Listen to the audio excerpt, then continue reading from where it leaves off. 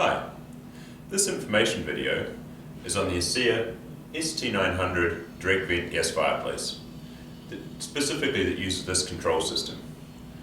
I'm going to quickly run you through the operation of the unit using the remote control. Then I'm going to show you how to access the unit's secondary control system and how to remove the glass for cleaning. So the basic operation of the unit starts by turning on the remote control. This is done by pushing the power button. It's now demonstrating the status of the remote, which is in the off mode, and it's showing the current room temperature. If you leave it, it just goes out again. So we turn on the remote, and then we push on, and then OK. It's always a 2-button push, makes it somewhat child safe. After I did that, you'll have heard the unit gave a single beep, and you can see here it's lit the pilot flame in the front. You now get to choose which mode you want to operate the fireplace in.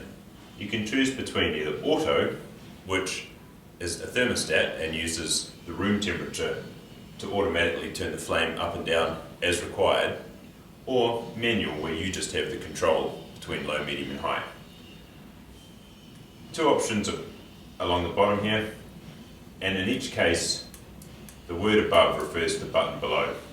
So if I want to go manual, I'm going to push this button here. It's highlighted the word pilot, showing that we're in pilot mode, and then there's an up arrow here showing that if I push this button, it's going to move from pilot to low flame.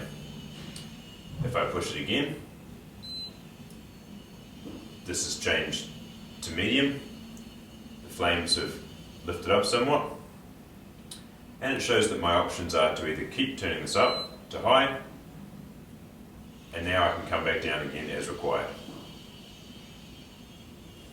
With LPG or propane, there's not so much visual difference between low, medium and high. There is a heat difference, but the flame looks pretty similar. On natural gas, you can really see the difference between low, medium and high.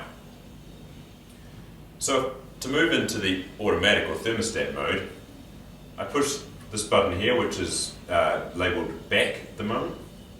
That takes me back to the home screen, and now I'm going to push auto. Up here, it's showing that the current room temperature, set temperature is higher than the current room temperature, and my arrows now are allowing me to change the set temperature to a higher or a lower number. When the unit senses the room has reached that temperature or got close to it, it'll start to slow down the flame. When the real room temperature goes over the set temperature, it'll turn the flame right back down to pilot.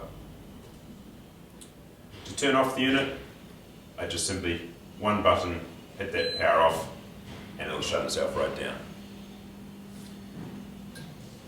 So, if at any time you lose the remote, it has flat batteries, you don't have spares, there's a secondary control system in here which you can use to operate the fireplace. The fascia simply lifts off, it's held on by these hooks, and these hooks locate here and here on the side. This is the secondary control pad, and it gives you the ability to push the power button, which will light the pilot, as you can see, and then you've got up arrow to be able to move it from its current pilot setting into low, medium and high. You have to wait for it to finish its ignition sequence, and then every time you push it you should hear the beep and see this little red LED go. So it's not thermostatic control, but it's a good way of getting the unit to run if you don't have the control system.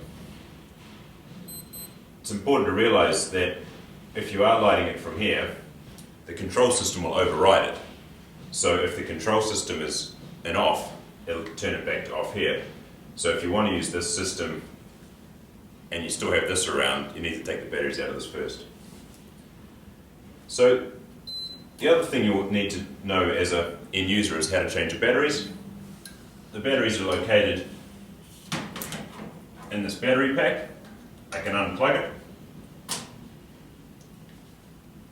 It's held steady in the base of the unit just with Velcro dots. Slide that open and you've got 3 C cells. They should last about a year, sometimes a little bit more, sometimes a little bit less depending on use. If you don't want to run your unit on batteries, you also have the option of running it on mains. This is done via a transformer, has the same plug on the end. This needs to be around 1.5 amps and 4.5 to 5 volts. You can plug this into a wall socket, run this cable in from the back, and then plug it back in to this exact same plug.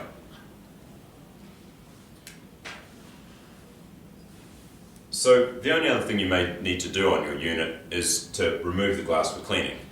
That's simply a case of letting it cool down and then putting your fingers behind these spring clips here, lifting them up and off, and then let the glass come forward, lift it out of its spring clips at the bottom, and you can clean it.